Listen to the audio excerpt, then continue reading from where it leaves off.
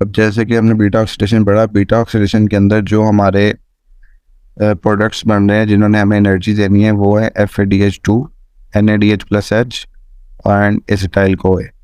तो अगर हमारे पास ये फैटी एसिड जो है ये हमारे पास पाल्मेटिक एसिड है, तो पाल्मेटिक एसिड है तो इसके हमारे पास चलेंगे 7 साइकिल्स।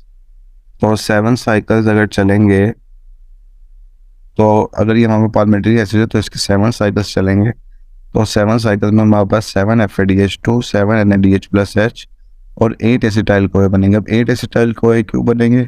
क्योंकि जब हर साइकिल में 2 कार्बन्स कम होते रहेंगे, क्योंकि एक एसिटाइल कोए तो निकलता जा रहा है ना, तो जब एसिटाइल कोए एक मतलब 2 कार्बन निकलते जाएंगे तो हमारे पास जो लास्ट साइकिल होगा वो जो चलेगा वो हमारे पास यहाँ पे होगा ब्यूटेरिक एसिड। ब्यूटेरिक एसिड जो होता है वो 4 कार्बन कंपाउंड होता है। तो 4 कार्बन जो फैटी एसिड है हमारे पास, जब वो ब्रेक डाउन होगा लास्ट प्रोडक्ट जो हमारे पास बनेगा वो हमारे पास 2 एसिटाइल कोए बनेंगे, क्योंकि एक एसिटाइल कोए के अंदर 2 कार्बन होते हैं। तो ठीक हो गया। इसी तरह हमारे पास अगर ओलिक एसिड है तो उसके हमारे वो ओलिक एसिड हमारे पास 18 कार्बन कंपाउंड है। तो 18 कार्बन कंपाउंड है तो उसके हर साइकिल में जब 2 कार्बन निकल रहे होंगे तो उसके हमारे पास चलेंगे 8 साइकिल्स।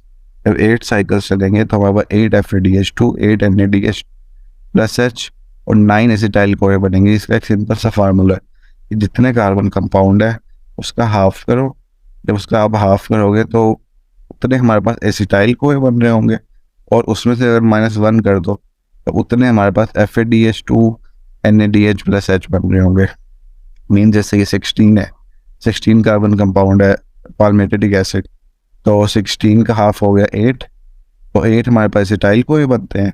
और 8 में से -1 कर दें तो 7 हमारे पास FADH2 और 7 ही हमारे पास NADH+H बनते हैं।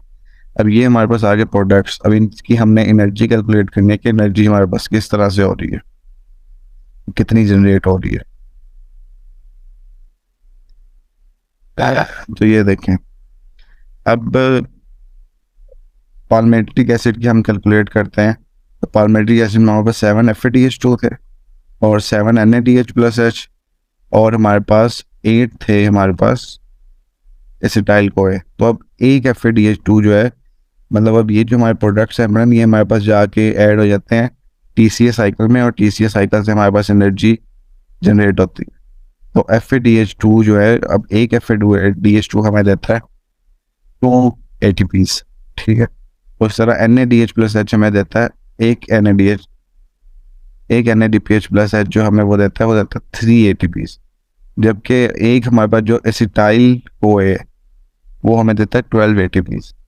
तो हम जब 7 FADH2 को मल्टीप्लाई करेंगे 2 से तो हमारे पास 14 ATPs बनेंगे, और जब 7 NADH+H को हम मल्टीप्लाई करेंगे 3 से तो 21 ATPs बनेंगे, और जब हम 8 एसिटाइल कोए को 12 से मल्टीप्लाई करेंगे वहाँ पर 96 ATPs बनेंगे। जो हमारे पास टोटल ATPs बने वो है 131 ATPs by the break down of palmitic acid.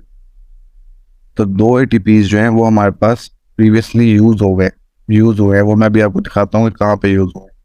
और उसके बाद जो हमारे पास नेट एनर्जी बन रही है for the break down of palmitic acid वो है वहाँ पर 129 ATPs।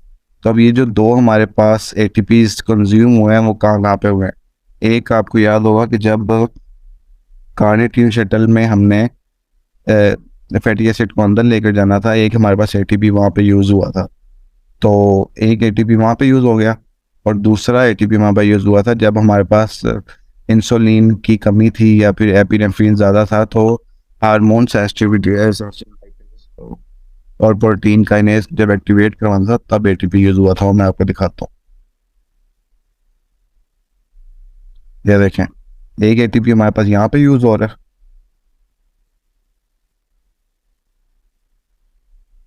और दूसरा ATP हमारे पास यहाँ पे यूज़ हो रहा है।